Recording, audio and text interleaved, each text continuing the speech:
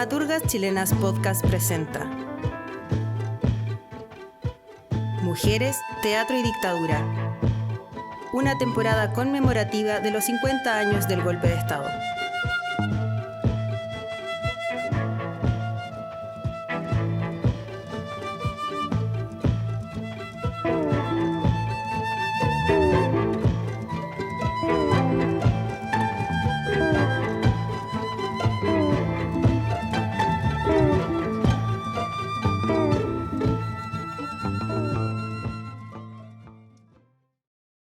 Hola, bienvenidas y bienvenidos a una nueva temporada de Dramaturgas Chilenas Podcast. Esta cuarta temporada es una temporada muy especial, tan especial que no nos estamos solamente escuchando, sino también nos estamos viendo las caras, lo que supone un poco más de presión para nosotras, ¿cierto, Dani Girardi? Bienvenida. Hola Gaby, hola Isa y también hola a nuestras invitadas que ya las vamos a presentar.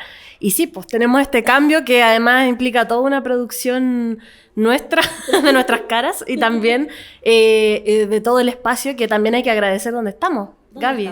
Estamos en el espacio taller aquí en Ernesto Pinto Lagarrigue, quienes nos han apoyado, les agradecemos profundamente, sobre todo a nuestra querida Bárbara Vera, pero a todo el equipo que no solo nos acoge, sino que tiene que enfrentar que movamos cosas, que tengamos que guardar silencio y correr cosas. Así que muchísimas gracias. Vamos a estar grabando aquí cada uno de los capítulos de esta temporada, que son 5. Y por supuesto en esta grabación también está Isabel Sapiaín. Bienvenida, Isa. Hola, ¿cómo están? Bueno, estoy muy contenta que estemos nuevamente, por fin, después de tantos meses. Y que tengamos a estas invitadas espectaculares aquí para poder hablar de los 50 años del golpe. Claro que sí, porque en esta temporada nos hemos sumado a las conmemoraciones por los 50 años del golpe y nos pareció fundamental conversar con aquellas mujeres que hicieron teatro en esos años para saber lo duro que fue, cómo vivieron ellas y sobre todo cómo miran hoy esta conmemoración en este contexto actual. Y vamos a partir el capítulo de hoy hablando del Teatro de la Universidad de Chile, que para comienzos de los 70 ya tenía 30 años de una fructífera vida, había impulsado la escena teatral, había propiciado la búsqueda de nuevos lenguajes escénicos, también había impulsado la dramaturgia local, todo bajo el alero de esta universidad y muy en concordancia con lo que era el rol que tenía la Universidad de Chile en esos años. Y para conversar de esto, nos pone tremendamente feliz darle la bienvenida a dos emblemáticas actrices. Diana Sanz, bienvenida, ¿cómo estás? Muchas gracias. Y también a Mónica Carrasco. Mónica, bienvenida, ¿cómo estás? Bien, bien emblemática. Bueno, agradecerle su tiempo por venir a conversar con nosotras. Este proyecto nace con la idea de visibilizar a las dramaturgas chilenas, a las mujeres que escriben teatro, pero también nos hemos extendido, hemos sido muy patudas y también ya estamos pensando como en los otros oficios, los otros roles del teatro, y por eso nos parecía muy interesante como tener esta conversación con ustedes, justamente que fueron dos mujeres muy activas en el teatro de la Universidad de Chile. Entonces, si quieren, partamos la conversación pidiéndoles que nos cuenten un poco cómo era hacer teatro a fines de los 60, a principios de los 70, en el teatro de la Universidad de Chile y qué rol tenía el teatro en esos años en la sociedad, Diana. Bueno, yo creo que es mejor que empiece Mónica porque ella estaba actuando en el Teatro de la Universidad de Chile en esa época. Yo no estaba actuando, estaba haciendo teatro independiente por fuera, ¿no es cierto?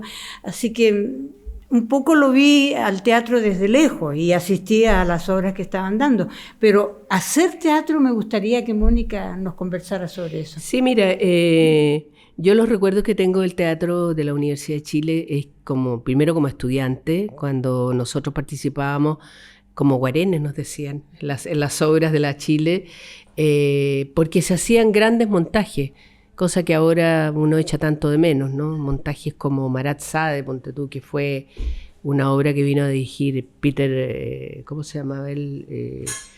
Bueno, un director norteamericano, ya me voy a acordar el nombre, participaron los estudiantes de tercer año de la escuela haciendo los locos de la obra. Entonces era una obra maravillosa donde había 40 personas en escena, y ese tipo de espectáculos se montaban en el Teatro de la Universidad de Chile en aquella época. Eran grandes montajes.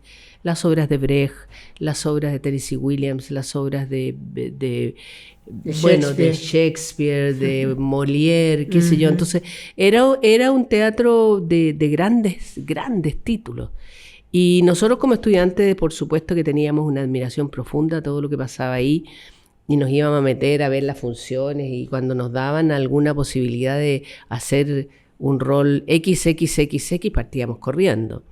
Entonces cuando montaron Los que van quedando en el camino, que lo montó Eugenio Guzmán, obra de Isidora Aguirre, ahí fuimos varios nuestros alumnos ahí a integrar el elenco. Así que me tocó formar parte de ese primer montaje de Los que van quedando en el camino. Y después, cuando uno terminaba la escuela, se abrían posibilidades de postular al teatro, y afortunadamente yo quedé como actriz ya profesional en el teatro en los años 70, que fue cuando yo entré al teatro. Y ahí me tocó participar en una obra, después de Los que iban quedando en el camino, me tocó en una obra que se hizo el año 73, que se llamaba Los Desterrados, de Víctor Torres, que fue una idea que sacamos porque el teatro en ese tiempo tenía 3 estamentos, el estamento de los docentes, los estudiantes y los de técnicos. Eso se logró a raíz de la reforma educacional del año 69, imitando la mayo del 68 de París. El 69 nosotros como Universidad de Chile nos fuimos a paro y hasta que ganamos esta cosa de que se iba a democratizar la universidad. Ya no era un mando así del rector hacia abajo, sino que había una democratización, y ahí se postulaba y se decía, bueno, se van a hacer estas y estas obras, todo el mundo opinaba, se votaba. Evidentemente el estamento estudiantil tenía menos participación, igual participábamos, pero nuestra peso ahí vinculante era 10%, 8%, pero igual cacareábamos. Y ahí se decidía todo lo que se iba a hacer en el año. Y las obras en aquella época no se sacaban de cartelera, se sacaban de cartelera cuando el público bajaba. Si una obra tenía que estar un año, tenía que estar un año y medio, estaba un año y medio, porque había público. No como ahora que las obras se sacan igual con sala llena, pero bueno, ese es otro tema. Pero el Teatro de la Universidad de Chile tenía un rol muy importante en esos años. Muy, muy importante. Junto con el Teatro de la Universidad Católica eran los 2 teatros que hacían grandes montajes, como te digo yo. La gente iba a ver obras de calidad ahí y autores importantes. Y unos montajes preciosos, con unas tremendas escenografías, dirección, ni te digo, con baile, con canto, con de todo. Era realmente espectacular. Y las funciones se hacían de martes a domingo. El único día que se descansaba era el día lunes. Todo el resto de la semana hacíamos funciones. Y ahí terminamos el año 73, como te digo, se decidió que se iba a hacer Las Troyanas, que es una obra de teatro clásico, en el teatro, y esta obra, Los Desterrados, con 3 actores que iba a girar por todo Chile. Igual el teatro en el mes de enero hacía giras al sur de Chile siempre, pero esta vez iba a ser una cosa como todo el año. Así que ahí estuvimos con esa obra bien polémica hasta el 10 de septiembre de 1973. Diana, tú ya tenías para los años 70 Claro. una carrera ya en el Teatro Nacional Chileno, que no se llamaba Teatro Nacional Chileno, se llamaba Instituto. Departamento de Teatro de la Universidad de Chile. Ituch. Ha tenido Ituch. como El ITUCH fue primero, después fue el Departamento de Sí. Teatro de la Universidad de Chile y después fue el Teatro Nacional. Sí. Claro. ¿Cómo recuerdas como el rol del teatro dentro de como la escena ciudadana chilena? De ese tiempo, Sí, de antes sí, del sí, golpe militar. Lo que dice Mónica, estoy totalmente de acuerdo con ella, y lo que más me gustaba de ese teatro era que tenía un prestigio tan grande como calidad en lo que hacía, que todos los actores de esa época soñábamos con trabajar con el Teatro Nacional, y yo egresé de la Escuela de Teatro en el 64, así que por eso pasó más tiempo, y yo entre el 64 y el 73 hice 2 obras con el Teatro Nacional Chileno y después trabajé en teatro independiente, como te digo. Y me casé y me fui a Alemania. Entonces yo estuve los 2 años antes del golpe militar, estuve en Alemania. Y volví antes del golpe, volví el año 72, y como no pertenecía a ninguna compañía, busqué la manera de hacer teatro independiente. Y creo que en ese sentido es bonito el parangón que se muestra entre lo que hizo Mónica y lo que yo hice, porque ella estaba en el teatro, ¿no es cierto? Y estaban cumpliendo una labor social muy importante, yo lo sé, porque vi las obras cuando llegué desde Alemania. Pero a mí, yo tenía que buscar mi sustento diario de forma independiente, y no era fácil. En ese tiempo que había escasez, acuérdense que había tantos problemas, formamos una compañía con Patricia Churra, con la Ángela Escames y otro compañero que se fue al extranjero, y formamos una compañía de café teatro, que era en ese tiempo lo que pensábamos nosotros, que para levantarle el ánimo a la gente era bueno hacerlo. Café teatro con calidad, por supuesto, no chabacano, ni con chistes fáciles, hay muchos tipos de café teatro, o café concert, como le llamaban también. Entonces nosotros hicimos 2 obras antes del golpe. Justo estábamos haciendo El oficio de amar, se llamaba la primera, en el año 72, y en el año 73 empezamos a ensayar una obra que se llamaba Molto Vivace, dirigida por Alicia Quiroga, que fue una de las pocas, como te digo, directoras que conocí, yo te lo contaba antes, dirigiendo teatro en Chile, porque son muy pocas las directoras chilenas. Y estábamos haciendo el oficio de amar y tuvimos que suspender. No llegamos, tú en una de las preguntas nos preguntas si alcanzamos a llegar al teatro. No, porque los bombardeos empezaron en la mañana y yo vivía en el centro, en la calle Tenderini. Desde mi departamento yo sentí los bombazos en la mañana tempranito y no tenía vista hacia el poniente. Salí a la calle y vi la humareda. Se veía por la calle Moneda, se veía la humareda en el Palacio de la Moneda. Justo quería interrumpirla para tocar ese punto, como que nos pudieran contar un poco cómo fue para ustedes, cómo vivieron la irrupción del golpe. ¿Cómo fue ese día? Yo estaba yo vivía en la calle Independencia y nosotros teníamos en esa época tomado la Facultad de Arte en compañía, porque no sé qué reivindicación estábamos pidiendo, pero hacía 2 meses que estábamos en la facultad y había gente que estaba durmiendo en la facultad, y ese día teníamos que ir a hacer un recambio de la gente que había quedado durmiendo ahí. Entonces en la mañana empieza toda esta cosa y mi hermana, yo vivía con mi hermana en esa época, y mi hermana me dice, parece que hay raro porque está hablando el presidente Allende y parece que hay golpe de Estado. Entonces yo dije, golpe de Estado, tengo que ir a la facultad. Entonces mi hermana dijo, ¿dónde vas a ir? Yo le dije, a la facultad, tengo que ir a la facultad porque hay gente allá. Pero tú estás loca, qué sé yo, mira, está hablando, y nos pusimos a escuchar las últimas palabras del presidente Allende, y yo dije, voy igual. Entonces partí, había por casualidad en Independencia tomó un tipo de un amigo que dijo, yo voy, y tal, la gente corriendo, qué sé yo, y el tipo dijo, yo voy a dar una vuelta y los dejo no sé dónde, ponte tú atrás en Avenida Mata con no sé qué. Ya, partí, nos subimos a la micro, me bajo ahí, me voy corriendo a la facultad, y justo llego a la esquina de la facultad, que estaba el Mercurio, Al lado, poquito más allá de la sede del Partido Comunista, poquito más allá de la sede del Partido Socialista, y la facultad. El Teatro Isidora Seger se llama, ¿no? la sala Isidora Seger. La sala Isidora Seger. Y estamos ahí, y de repente alguien dice, van a bombardear la Moneda, entonces al suelo. Entonces nos tiramos todos al suelo, y yo sentía como en las películas del oeste, así, ¡ping, ping, ping! Y eran balas. Era chum, pan, chum. Se produce una cosa muy rara, ¿no? Entre que será verdad, no será verdad, qué es lo que estoy viviendo. Bueno, y ahí termina el bombardeo de La Moneda, bueno, vio los Hawk Hunter que iban hacia La Moneda, termina el bombardeo de La Moneda y alguien dice hay que irse de aquí. Y en eso salen los colegas que estaban en el subterráneo, que estaban en el conservatorio, y estaba Patricio Bunster, me acuerdo, y Fernando, el de danza. ¿El compositor Fernando García, quizás? No, Fernando García, el compositor, que después es detenido desaparecido.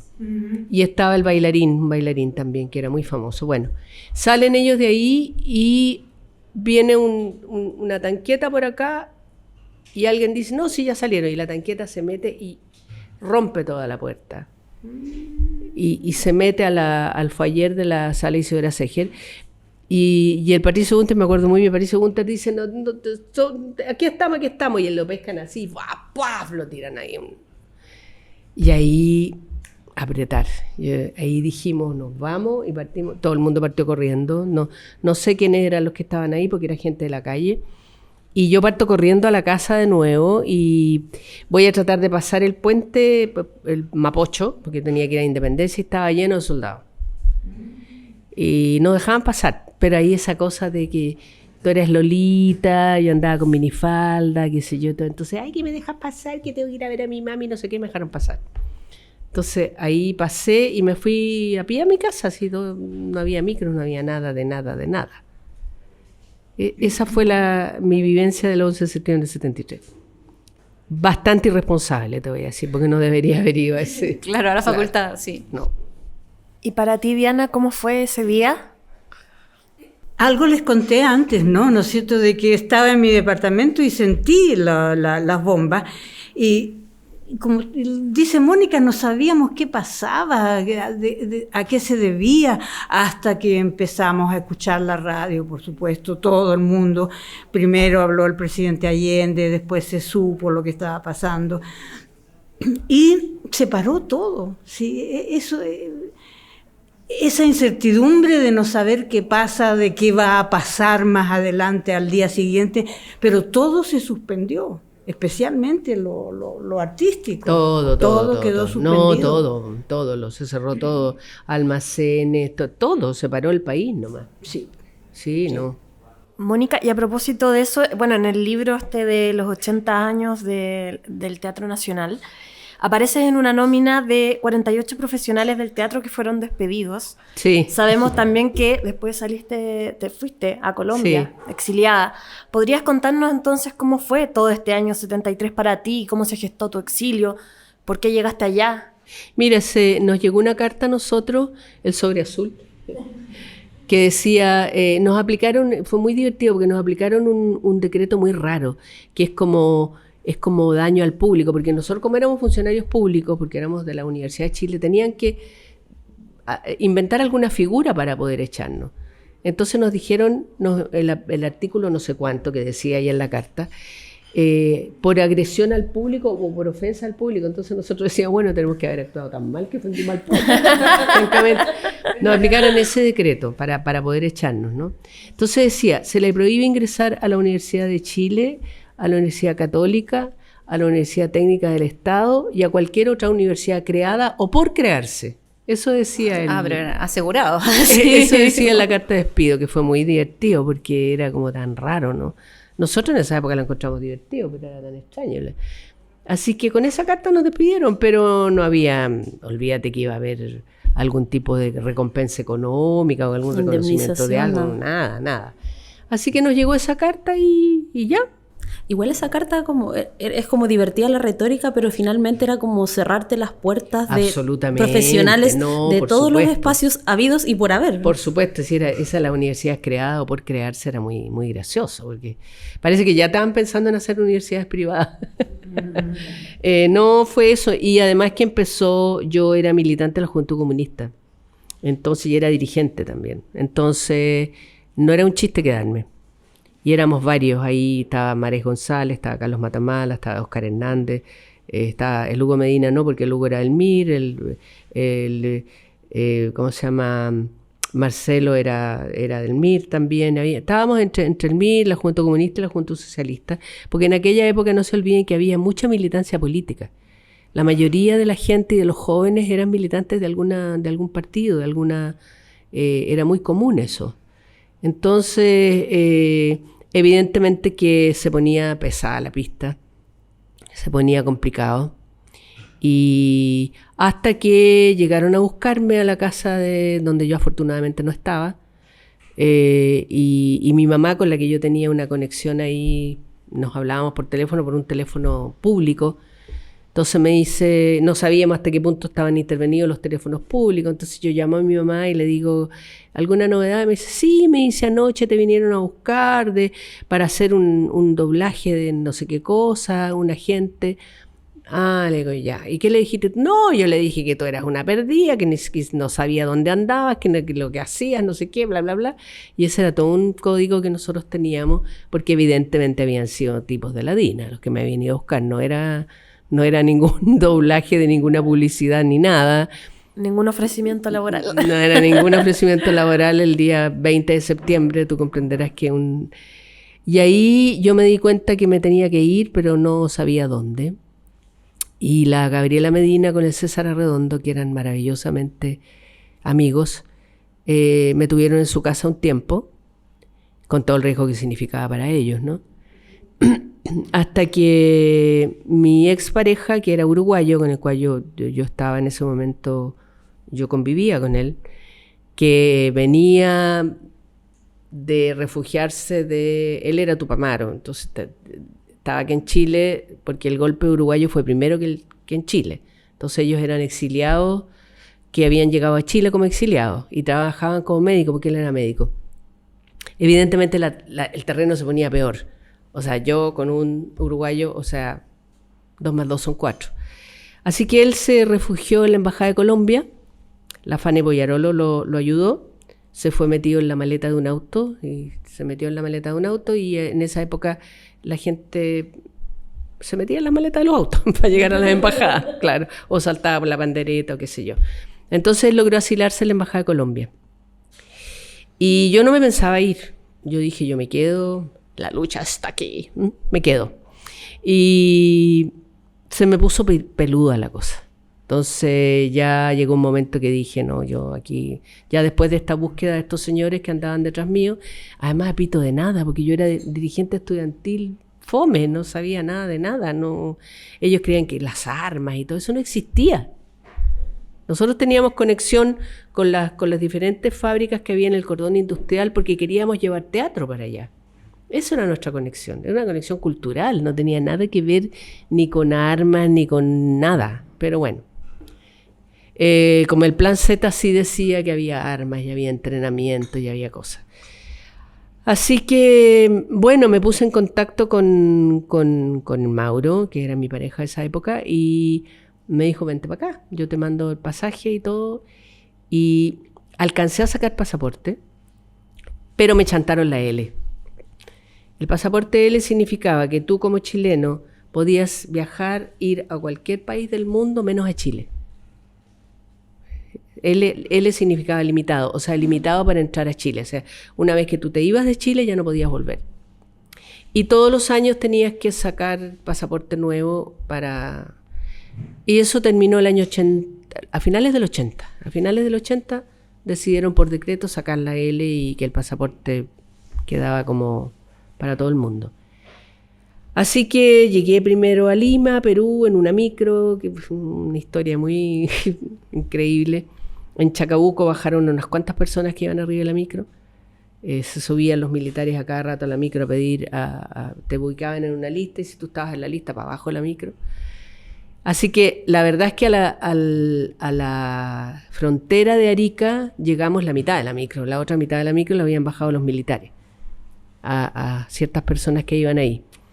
Así que cuando pasamos la frontera y llegamos a Perú, los que iban arriba dijeron, empezaron bravos. Y el chofer dijo, a ver, dijo, menos manifestaciones, porque si no me devuelvo, la línea para atrás y se bajan todos. Así que bueno. Así que ahí pasé la Navidad y el Año Nuevo en la casa de un señor que iba en la micro, que dijo, yo les ofrezco mi casa, yo no conocía a nadie, unas personas me alojaron ahí, no me conocían, sino que un amigo me dijo, oye, estas personas están acogiendo a los chilenos, Me fui y estuve un mes con ellos, maravilloso. No sé cómo se llaman, nunca más supe cómo se llamaban, nunca les he podido agradecer porque fueron increíbles, me abrieron así su casa, no me conocían. Porque además no era fácil ir a Colombia porque yo tenía pasaporte L. Entonces no era llegar y decir, yo me voy a Bogotá, no. Había que hacer todo un trámite y qué sé yo. Eso demoró como un mes más o menos. Entonces ese mes estuve en esa casa donde me dieron alimentación, de todo, mira, fueron increíbles. Y ahí llegué a Colombia. Ese fue el trayecto. Ay, tremenda aventura para poder salir. Sí, complicado. Y en Arica nos pescaron y la micro iba entera al regimiento, porque en Arica había que pernoctar ahí y al otro día seguir a Lima. Entonces la micro la pusieron en el regimiento y yo dije, no, yo no, el regimiento no. Entonces me fui a la casa de un tío. Pero mi tío era militar. Entonces cuando llegué a la casa de mi tío estaba lleno de militares. En fin. Pero mejor estar escondida ahí. Más o menos no más, porque mi primo tenía un primo mayor que al día de hoy todavía se acuerda. ¿A qué vas? Me dijo. Así. Él era del Patria y Libertad, de ese movimiento de la araña. Sí. Él era miembro de Patria y Libertad. Entonces me dijo, ¿a qué vas? Yo le dije, voy a filmar una telenovela, mío. La telenovela Lima. Telenovela, me dijo, ya. Mira, me dijo, solamente porque mi padre era muy, muy yunta con tu mamá. Nada más que por eso me voy a quedar callado. Porque esto sería terrible para mi papá. Así que yo toda la noche ahí. Y al otro día él me fue a dejar al bus y nunca me voy a olvidar. Cuando iba partiendo el bus me hizo así. ¿Qué es eso? Decapitar. En vez de decirme buen viaje, qué sé yo, me hizo así. Y yo hace años me encontré con él, le dije, ¿cómo estás? ¿Te acuerdas? Me dijo. ¿De qué sería? No, nada. Wow. Sí, como para viajar tranquilita ahí después de eso. Sí. No. Pero de torpe nomás, porque francamente no. Ay, pero el momento, es como no es momento para hacer ese tipo de... No, pero ellos tenían mucha odiosidad, había una cosa muy... ¿Qué es lo que me preocupa ahora? Pero eso es otro. Ya vamos a llegar a Sí, vamos a llegar a esto. Diana, querida, y para ti hacer teatro en Chile en dictadura, nos contabas que no estabas en el Teatro Nacional, que estabas levantando emprendimientos como teatro independiente. Cuéntanos cómo era, había mucha censura, había mucho miedo. ¿Cómo era hacer teatro en esos años? ¿Cómo fue para ti? Es que de lo que me acuerdo es que uno trataba un poco de olvidar lo que estaba pasando por fuera, digamos, por fuera alrededor, y concentrarse en lo que uno hacía, que era teatro, que era una manera de entretener, ¿no es cierto?, a la gente que tenía problemas. Pero al mismo tiempo sabíamos todo lo que estaba pasando con nuestros compañeros.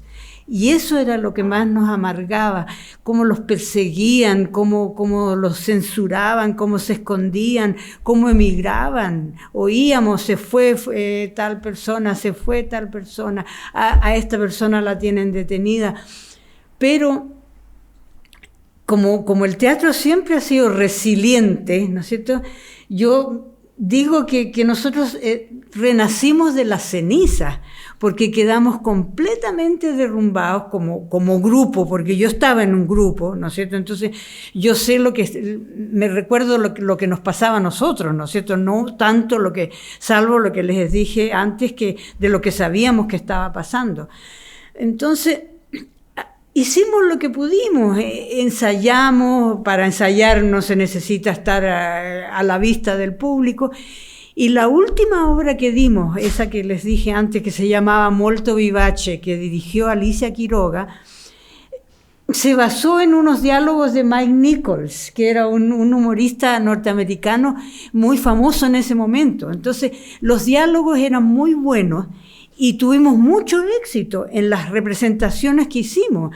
Y como el Café Concert es para pocas personas, ¿no es cierto?, no es un teatro grande donde tienes que llevar una multitud, nos fue muy bien. Las funciones que hicimos, olvidándonos de lo que estaba pasado, teníamos toque de queda, no hay que olvidarse de eso.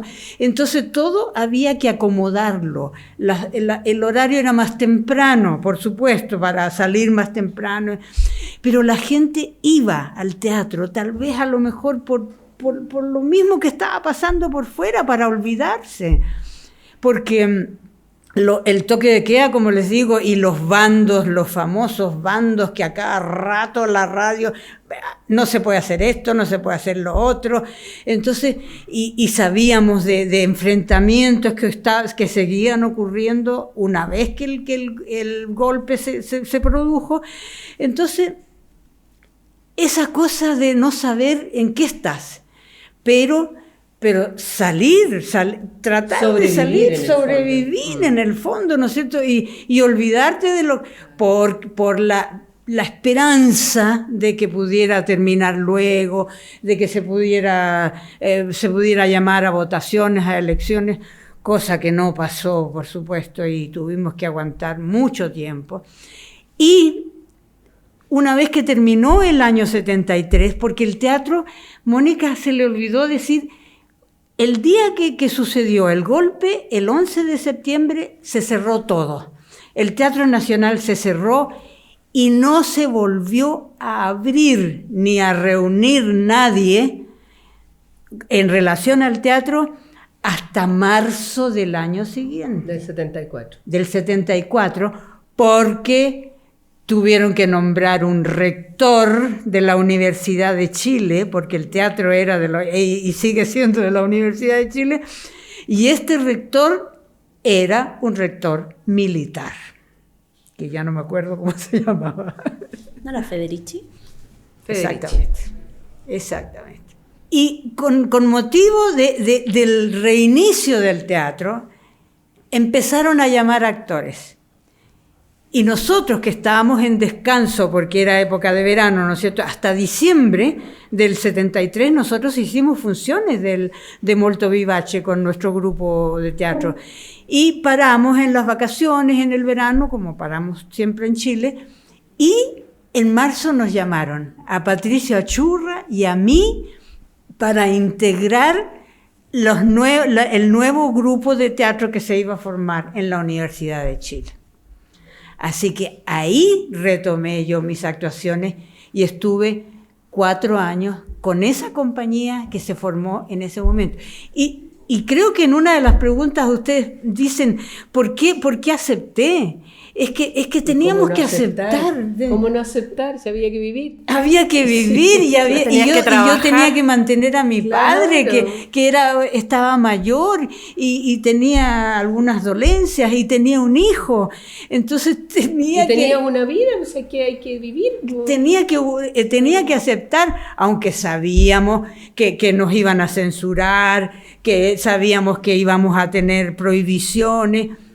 Y fuimos varios los que aceptamos entrar al teatro, y se acabó entonces el grupo de teatro que teníamos de Café Concert, se terminó. Duró 2 años. Diana, ¿y cómo fue? Hablabas como que vuelves al teatro de la Universidad de Chile el 74. ¿Cómo es ese regreso? Porque las cosas habían cambiado, o sea, había nuevas autoridades, había nuevos lineamientos del teatro. ¿Cómo fueron esos años? Pero fíjate que a pesar de que todo cambió, seguían varios de los profesores y de los directores que habían estado cuando yo estuve en la primera etapa. Mi primera etapa fue la de Romeo y Julieta con la obra Tango, ¿no es cierto? Entonces, y también Comedia de Equivocaciones, eso también lo hice en la primera etapa. Y en la vuelta nombraron directores, que ya no me acuerdo en este momento quién fue el primer director que asumió volviendo el 74. ¿Fernando de Besa? Domingo Tessier, quizás. Parece que fue Domingo Tessier, sí. Parece que fue porque como se sucedieron... ¿Letelier cuándo fue? ¿Cuándo? ¿Letelier, Fernando? No, Letelier fue más adelante. Pero empezó. Letelier, ¿sabes cuándo fue? En el 75. Me acuerdo muy bien, porque yo estuve del 74, ¿no es cierto?, no, estuve el 74, No, y Letelier no, fue más adelante. Creo que hasta el 78 estuvo Letelier. Ahí asumió Letelier, el 78. ¿Lo tienes tú ahí? No, estaba viendo los años de la obra que estuviste del 74, 75, 76, 85, 86. Claro, hasta el 76 sí. Y el 77 ya empecé a iniciar mi retiro del teatro, porque como les contaba, hasta el 77 más o menos habían directores y asumieron directores que estaban de antes. Por supuesto, aguantando todo lo que nos exigía el régimen que había en ese momento. Pero a partir del 77 nombraron a Agustín Letelier, ¿no es cierto?, que fue lo más nefasto que ha pasado por el Teatro Nacional chileno. Y a mí me gustaría, por eso lo traje aquí, lo tengo anotado, me gustaría leerles a ustedes una declaración que hizo Hernán Letelier cuando asumió el teatro, que fue tan espeluznante que hay que decirla tal cual fue escrita. Dale. Por favor, Diana, sí, adelante. Por favor. Aquí está. Génesis y desarrollo del teatro, el Sergio Aguirre de la Universidad de Chile, también entre 1941 y 1991, en la memoria de Sergio. ¿Cómo sigue? Esto fue lo que dijo Letelier. Con vehemencia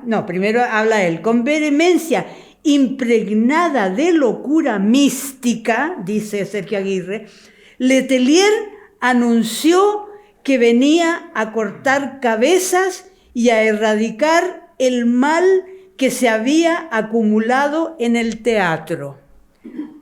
Un día hizo un exorcismo para ahuyentar definitivamente los demonios marxistas que pudieran ocultarse bajo las butacas. Eso se hizo en el camarín y lo hizo la Maruja Cifuentes.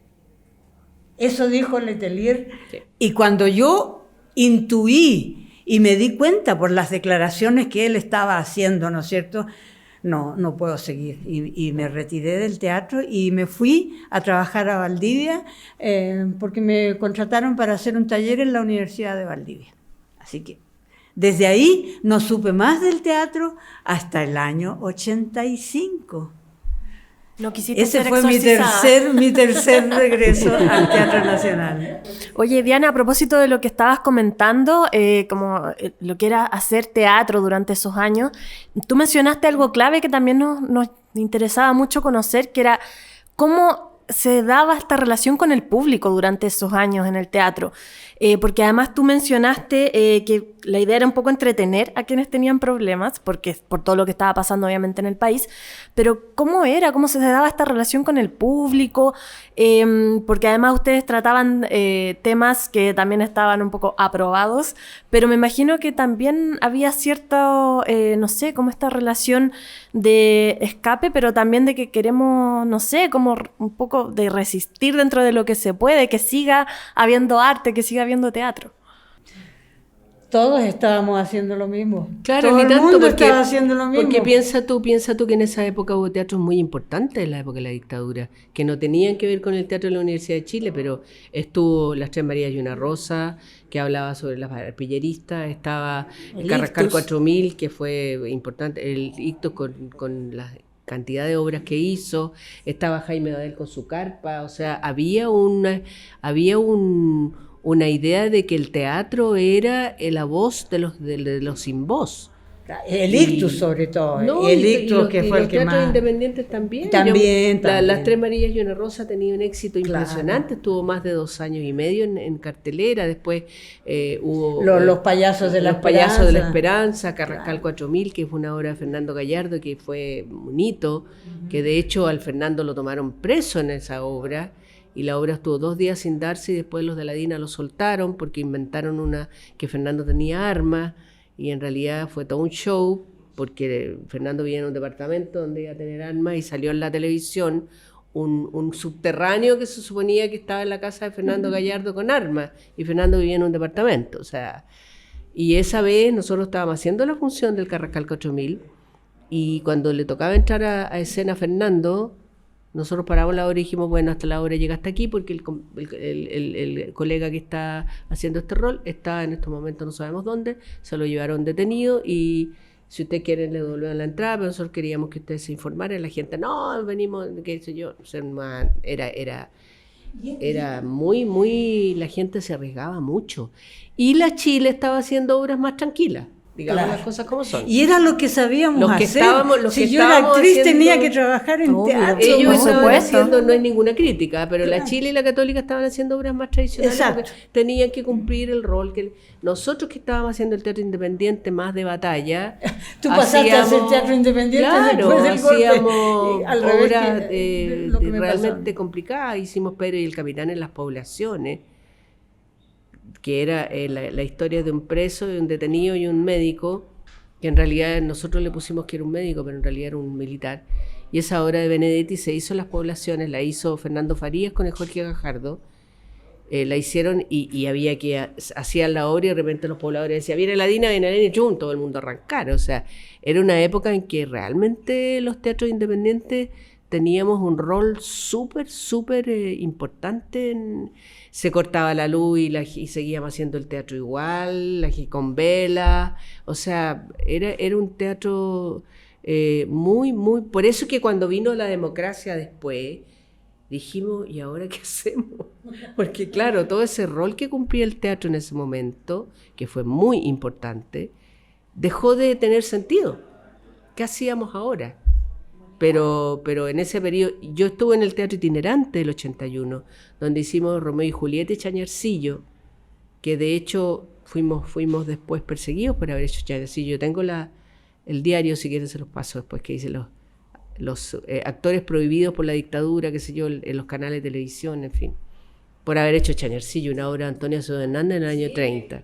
Entonces, Germán Domínguez, que era muy inteligente, que era el que estaba nombrado por el Ministerio de Educación, porque el teatro itinerante era de la Católica y del Ministerio de Educación, le decía a Fernando González, hay algo que tú estás haciendo con esta obra que a mí me parece que me estás metiendo Porque claro, en Chañarcillo terminaba la obra y Andrés Pérez Araya, que era el actor y además coreógrafo del teatro itinerante, hacía que el personaje de la Carmen, que lo hacía yo, bailara la cueca de la mujer sola.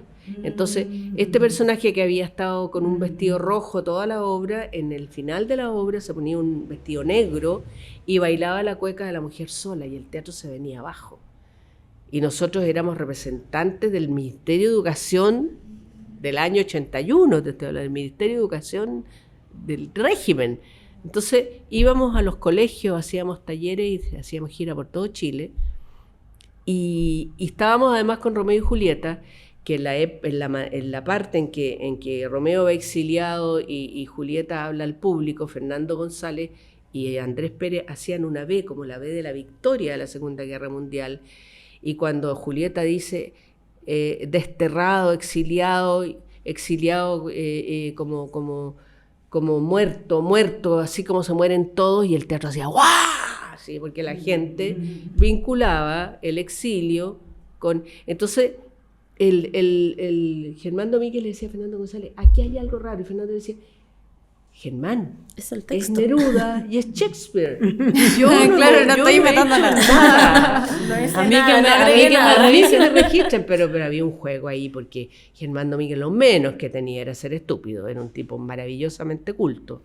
Mónica, y eso fue, decías como en el año El 81. y tú volviste del exilio. Yo volví como el un poco 80. Fue como Sí. un poquito antes. ¿Y trabajaste ¿En el ahí? 80 volviste tú? Sí. Y ahí ese trabajo fue con el teatro itinerante. Con el itinerante. Claro, sí. que fueron como 2 años más o Yo menos. estuve un año solamente, porque después me fui a trabajar al Teatro Viva Somoza, una obra con el Teatro Imagen.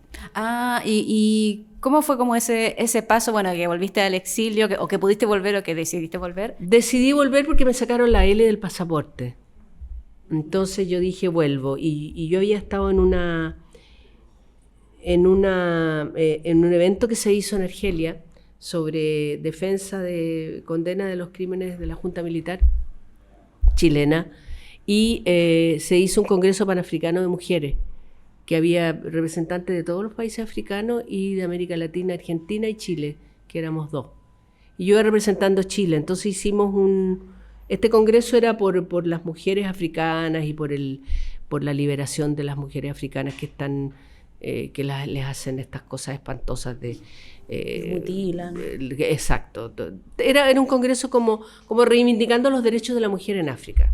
Entonces nos invitaron a nosotros y a mí me dijeron que fuera. La verdad es que no tenía por qué ir porque yo no era representante política, pero no importa. Y empezaron a hablar, y un congreso enorme, un teatro impresionante, y eso es púlpitos con miles de micrófonos y cosas. Y yo me di cuenta que pasaba el rato y no llegaba nunca a Chile, y yo lo que quería, lo que a mí me habían dicho, mira, tú tienes que lograr que se firme un acuerdo de todas estas mujeres que están aquí, de representantes de los distintos países africanos, para liberar a las mujeres que están presas en Chile. Y que eso llegue a Naciones Unidas con el dirigente de Naciones Unidas, que es Kurt Waldheim, que era el presidente de Naciones Unidas en esa época. Entonces yo dije, se me están yendo, y me tocó hablar y empecé a decir, bueno, yo vengo de un país como Chile, y vi que el discurso oficial no. Entonces, vengo de un país que bla, bla, bla, bla, bla, y yo llevo 2 años acá, y este es mi país, yo no sé si yo me voy a morir aquí en Argelia, a lo mejor el destino, no sé, pero el saludo de mis amigas argelinas es este, y esa es la cuestión árabe. Esa cuestión, quedó la escoba. Porque te nace esa cosa como de la actriz. Yo de pura desesperada que tenía que lograr que firmaran ese libro. Bueno, fue increíble, lo firmamos, ¿cuántas? Unas 200 firmas habría ahí con el libro, y la idea era mandarlo a Naciones Unidas. Y justo me dicen, termina este congreso, y me dicen, quitaron la L. Entonces yo me fui a París, me fui al consulado, y le digo al embajador, ya, pues quitaron la L, quiero volver. Me dice, ¿usted quiere volver? Sí, quiero volver. Pero mire, me dice, y abre un cajón y saca de los diarios. Aquí, había quedado la cagá con la cosa esta del que hicimos. Aquí está usted, aquí está usted, aquí está usted, aquí está usted, aquí está usted hablando en contra de la Junta. ¿Cómo se le ocurre que usted va a volver? Yo no soy, le dije. ¿Cómo que no es? Pero mire, ¿dónde está mi nombre ahí? ¿Dónde está mi nombre? Dígame. El tipo me miró y me dijo, bueno, ya, le voy a quitar la L, pero usted se arriesga. Yo no sé lo que le va a pasar a usted en el aeropuerto. Así que a mí no me pregunte. Ya, pues. Me sacó la L y yo dije, voy nomás. ¿Y cómo fue? ¿Te pasó algo? Casi. Me tuvieron encerrada ahí un rato. Pero que volví nomás. Entonces llegué a ver a mi amigo Fernando González. El primero. Así. Fernando, llegué. Me dice, listo, tenéis pega. Quiero que vaya, quiero hacer Chañarcillo, quiero que tú hagas la protagonista, y la René Ivonne Figueroa, que está haciendo el ama en Romeo y Julieta, se va. Así que quiero que tú hagas. ¿La plancha? No, la plancha la hacía la Norma. Yo hice la plancha en la del... Y como René Ivonne se va, quiero que hagas eso, y tenéis una gira para todo Chile. Y me quedé. Pensaba un poco lo que mencionabas, Mónica, con esto de los públicos, esta idea de que también ir al teatro era como una suerte de encuentro, no sé, una comunión. Una necesidad. Una cosa de estar ahí como hablando de lo que pasaba, pero sin hablar de lo que pasaba. Absolutamente. Olvidándose de lo que estaba absolutamente. pasando. Como de que tenía una característica extra teatral, sino Por que era supuesto. una cosa como solidaria, ciudadana, política. Por supuesto. Y por eso es que el ictus la gente lo quiere tanto. Porque el ictus tiene toda una historia de estar ahí, de estar. Entonces, porque estas compañías que yo te digo se formaban, se iban, venían, pero el ictus seguía. Y el teatro imagen también. Claro. Y son teatros independientes. Sí, porque los teatros universitarios, claro, con todas las intervenciones y todo, había gente, elencos, presupuestos. Exacto. En cambio, estos eran teatros independientes. Pero a pesar de todo, imagínense que si hubieran cerrado el teatro de la universidad, habría sido horrible si lo hubieran eliminado. Sí. Por lo menos llamaron gente, nos dieron trabajo, te fijas, y las obras, como dice la Mónica, eran livianitas. Pero no importa, porque estaban cumpliendo un rol igual. Pero seguimos haciendo obras de autores importantes, sí, dentro de todo. sí. Hicimos Shakespeare, Sí. hicimos, ¿no es cierto? Pero hicimos una obra de un autor chileno, José Ricardo Morales. José Ricardo Morales, un autor de los que llegaron de la Guerra Civil Española, ¿no es cierto? Sí. Y no nos fue tan bien. No, claro, bueno, pero... claro, porque había No, de todo, era importante, había de además todo. era importante que la gente tuviera sus escapes, su distracción. Claro, era como escape. Porque la exacto. vida seguía, ¿por qué íbamos a hacer? Si la vida continuaba, imagínate que hubiéramos estado con este caballero 40 años como Franco. Claro. Porque podría haber sido, ¿no? Podríamos haber todavía. No, podrían sé. haber eliminado tanto el Teatro de la Católica como el de la También, Chile, claro. pero no lo hicieron y eso se agradece Por de supuesto. cierta manera. Claro. No, por supuesto. Bueno, Diana, Mónica, este programa es un espacio que busca visibilizar, primeramente decíamos, a las dramaturgas, a las escritoras de teatro, pero nos hemos puesto muy patúas y también ahora estamos como ampliando y es como a las mujeres del teatro. Entonces, justamente pensando en eso, queríamos preguntarles cuál era vuestra opinión respecto a la visibilidad que han tenido las mujeres en la historia de lo que fue el teatro experimental, el ITUCH, el DETUCH, el Teatro Nacional, que ha tenido muchos nombres. ¿Cómo creen ustedes que ese trabajo, porque no ha sido un trabajo únicamente como actrices, como intérpretes, han habido traductoras, han habido presidentas de los directorios, ha habido vestuaristas y un montón de otros oficios, dramaturgas también, pocas pero hay, directoras, pocas pero hay. ¿Cuál es la opinión de ustedes de cómo ese trabajo ha sido reconocido, divulgado? ¿Es igualmente divulgado que el de los hombres? ¿Está más invisibilizado? ¿Qué piensas tú, Mónica? No sé, yo creo que sí, fíjate, porque el Teatro de la Chile tenía grandes actrices que eran muy reconocidas por la gente. María González, Carmen Bunster, Kerry Keller, Alicia Quiroga. Y eran tan reconocidas como un Agustín Ciré, como La Bélgica Castro, eran tremendas actrices que pero pensando como en el presente, como que en el momento, claro, quizás eran todos igualmente visibles, pero ¿ustedes creen como que estas autorías, estos trabajos, como que son hoy igualmente visibles? Hoy es que ha cambiado tanto. Yo creo que sí. ¿Sí? Pero ha cambiado mucho el sistema. Piensa tú que en ese tiempo era un teatro institucional que tenía una planta de actores, Claro. ¿no es cierto? Y Claro. ahora son proyectos que llegan al teatro Antonio Varas, por decir así, a la sala. El teatro es una Antonio- sala en el fondo. El teatro Y ahora la es una Católica sala, también. ya no es una institución. No. Y afortunadamente es una sala más de las que hay en Santiago. Y acoge proyectos, ¿no es cierto?, con ciertos beneficios.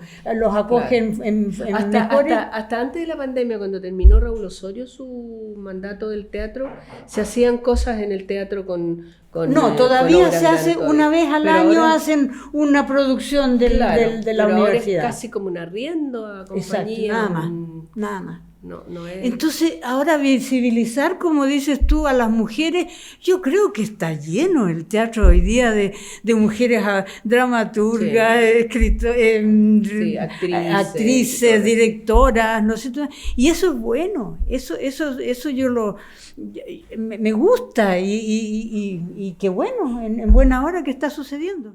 ¿Y hay algún nombre de aquellas mujeres con las que ustedes trabajaron que les gustaría comentar o invitar como a conocer su trabajo, que quizás no está conocido? Por ejemplo, tú, Diana, has nombrado en muchas ocasiones a Alicia Quiroga, porque la Diana nos infidenció antes de empezar a grabar que ella tiene 65 obras montadas a lo largo de su trayectoria como actriz, y creo que en 3 o 4 ocasiones solamente la ha dirigido una mujer. Entonces, ¿nos podrías contar un poco de Alicia Quiroga?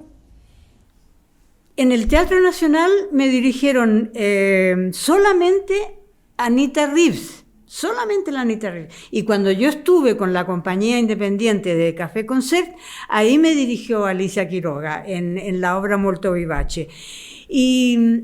Y bueno, yo la conocí bastante por el teatro, ¿no es cierto? Trabajé con ella en algunas obras y la apreciaba mucho porque era una estupenda actriz, una estupenda compañera. Una voz maravillosa. Una voz maravillosa, cantaba Divino, maravilloso, divino. había estudiado canto y llegamos a ser amigas. Entonces, además, le tengo un aprecio especial, ¿no es cierto?, por haber sido amigas. Ahí tomamos nota del nombre. Sí, por supuesto. Y además ustedes mencionaban el tema de las dramaturgas también, que hablaban de Isidora Aguirre, de María Asunción Requena, pero también alguna otra dramaturga que ustedes recuerden que hayan, no sé, montado alguna obra de ellas. Yo recuerdo solamente haber trabajado en una obra de Asunción Requena y de Isidora. la Nena Aguirre, sí. ¿Y tú, Diana? No, de dramaturgas chilenas, no, porque las últimas obras, he hecho 2 obras chilenas, Coronación, y ahora en el traje del novio del año pasado, son autores chilenos, pero son hombres. Y Mónica, ¿algún nombre de alguna mujer del teatro de la Chile que te parezca relevante conocer? Es que yo creo que mi experiencia en el Teatro de la Chile fue con puras actrices tremendas. Uno llegaba a tener susto ahí de trabajar porque estas actrices como la Marés González, que uno le tenía hasta miedo, porque ella hablaba de Marés, era como, hablaba como en tercera persona. De ella, en tercera persona. Marés, claro. Carmen Bunster, que era una tremenda actriz que murió hace poco en Costa Rica, porque ella se fue a Costa Rica exiliada, y de verdad la contribución que hizo Carmen Bunster en el Teatro Costa Rica en general, los actores chilenos que se fueron a Costa Rica, crearon el Teatro Nacional de Costa Rica, y el Teatro Nacional de Costa Rica, y le hizo un homenaje a Barahona hace poco, que ya está muy viejito, porque el aporte que ellos hicieron, los exiliados chilenos al Teatro Nacional de Costa Rica, fue enorme. Rodrigo Durán, Leonardo Perucci, Venegas, la Carmen Bunster, en fin. Y la Bélgica con Alejandro en la que época fueron con que el Teatro estuvieron. El Ángel, en fin. Entonces hay muchas nombres de actrices, de grandes actrices de esa época, que marcaron toda una época de gloria del teatro. Sí, cómo no. Tremendas maestras además, porque eran profesoras. Alejandra Gutiérrez, la tremenda directora, que hasta el día de hoy hace clases en la Universidad de Chile. Y ella tuvo 5 años en la que era Unión Soviética, especializándose en teatro como dirección. Así que sí, hay un gran reconocimiento a las actrices chilenas de esta época, de ahora y de siempre, ¿no? Yo no siento que las mujeres hayan estado como ¿Menos visible? menos visibles. Yo soy No, más pero- importante pero que han- Jorge. pero- ponte pero tú. Pero han habido menos ciertamente. directoras. Han habido Es verdad, menos han habido directoras. menos directoras Ahora sí. y menos dramaturgas en Sí. un tiempo. Yo Ahora, diría que hoy afortunadamente, casi sí. en dramaturgia Sí. se igualan las mujeres con los hombres Y en este dirección momento. también. Pero siguen sin igualarse las directoras.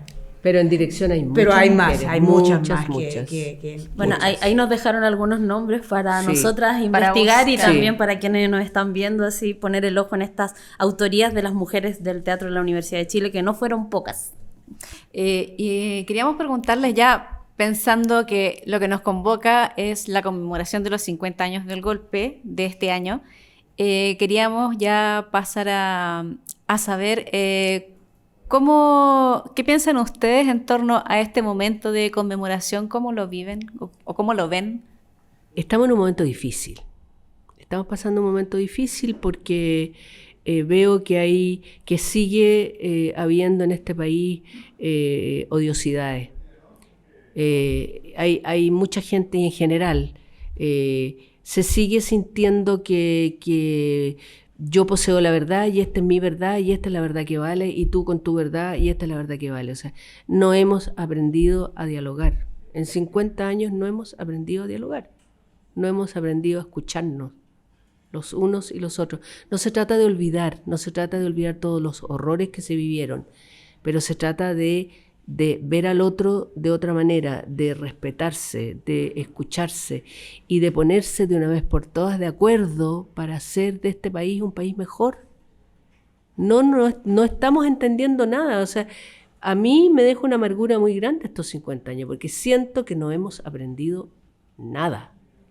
O sea, todo lo que pasó, todos los horrores que se vivieron, toda la gente que está desaparecida, todos los torturados, no hemos aprendido nada.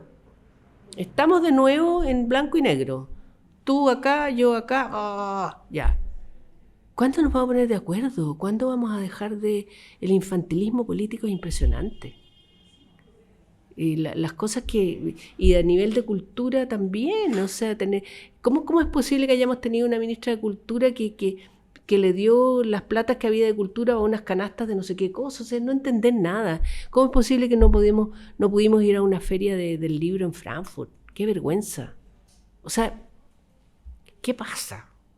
A mí eso yo no soy una nostálgica de... La época de Allende pasó, Allende fue un gran hombre, un gran tipo, cometió errores como todo el mundo, tuvo aciertos, pero ya. Pero estamos en el 2023 y todavía estamos, uno, en la nostalgia y como idealizando algo que no era ideal, porque era un momento difícil también, y seguimos divididos. Entonces se nos inunda el Mapocho y ya todos somos hermanos, pero bajan las aguas del Mapocho, volvemos a pelear de nuevo. O sea, es que, por favor, ¿cuándo nos vamos a poner de acuerdo? Esa es mi angustia, por eso que yo no conmemoro 50 años de nada. Yo el día que me muera, no sé, luego, pero creo que nunca voy a conmemorar hasta que no vea que estamos dialogando, que estamos poniéndonos de acuerdo, aunque sea en cosas básicas, pero no logramos ponernos de acuerdo. Perdón, pero... Y para eso ti, me pasa. Viana, ¿cómo vives esta conmemoración? Estoy muy de acuerdo con la Mónica. Y yo creo, pero estoy también de acuerdo en que se conmemore, porque hay algunos que se equivocan y dicen la celebración de los claro. 50 años del Sí, golpe. sí. Imagínense lo que significa La celebración, eso. claro. Ah, Bueno, claro. algunos... Pero la conmemoración significa no olvidar, más que recordar, no olvidar. No olvidar, sí. Y yo he estado en algunos actos que se van a realizar, en algunas grabaciones que estaba haciendo con el Museo de la Memoria y los Derechos Humanos, por ejemplo. Entonces, creo que hay cosas que sucedieron que son muy conmovedoras y que es bueno visualizarlas o recordarlas, como dice Mónica. Pero la odiosidad sigue y eso no es bueno. Eso no me gusta. Esa parte de la... Entonces, si uno puede, por ejemplo, el traje del novio, la obra que yo estoy haciendo, que habla sobre los niños robados durante la dictadura, es bueno traerla ¿no es cierto?, a llevarla al teatro para ver lo que pasaba, porque hay mucha gente que ni siquiera se enteró que se robaban a los niños. Sí, ¿no es cierto? por supuesto. Entonces, pero con dignidad.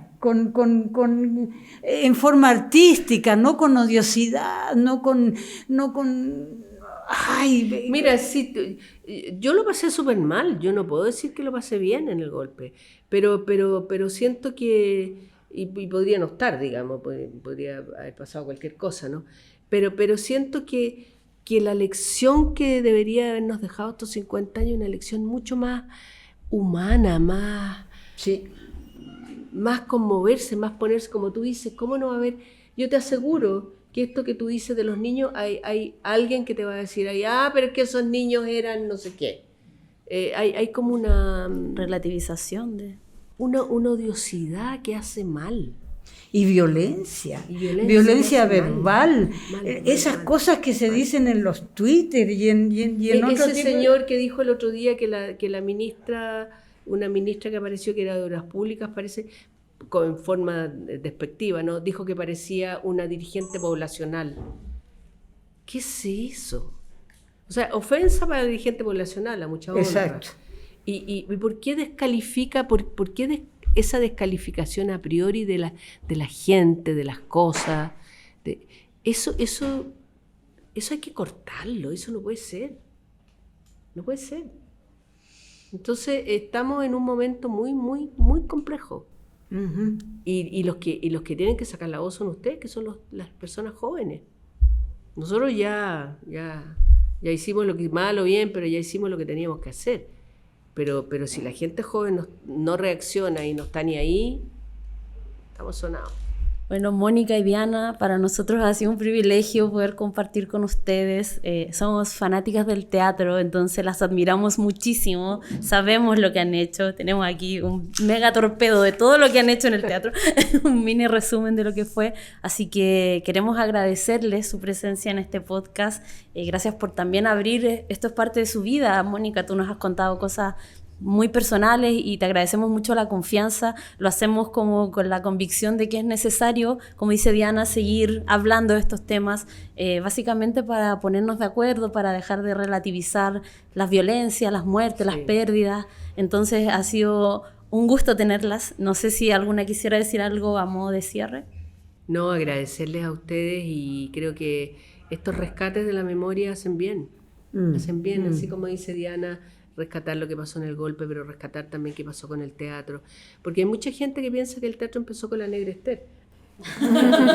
Claro, y está bien, porque fue la gran obra que marcó un hito, pero resulta que para atrás hay mucha historia. Y no se olviden de lo que ha pasado en regiones también. Nosotros estamos haciendo con un grupo un trabajo de investigación que llevamos casi 3 años, que se llama Memorias Necesarias, legado del teatro regional en Chile. Empezó en pandemia, lo hicimos, entrevistamos a 15 personas de regiones que nos dieron sus testimonios, y ahora estamos consiguiendo los fondos para poder hacer un documental de eso, porque de hecho hubo gente que ya falleció, que la última entrevista que dieron fue con nosotros. Entonces, qué bonito trabajo. Sí. Muy lindo trabajo, que se los voy a compartir. Por favor, de sí, verdad, felices. Ha sido muy interesante, así que todo lo que sea por rescatar la memoria es fantástico. Diana, no sé si quieres decir algo.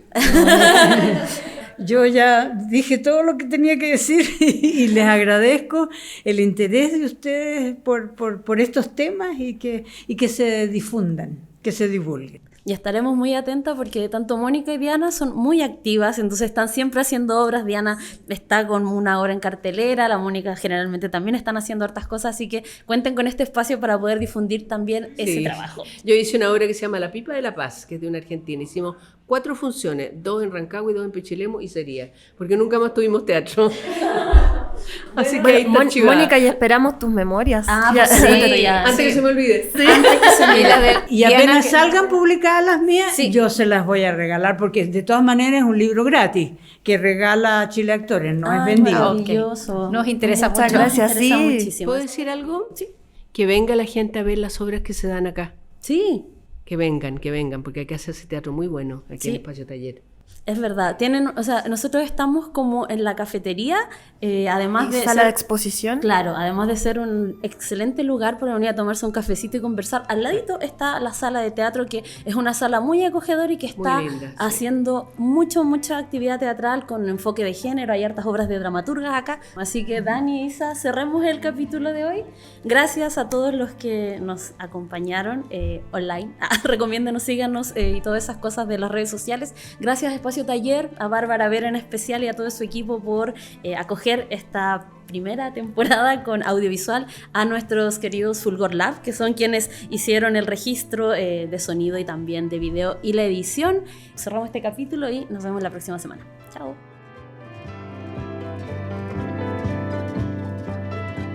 Dramaturgas Chilenas Podcast es conducido por Daniela Girardi, Gabriela González e Isabel Sapiaín.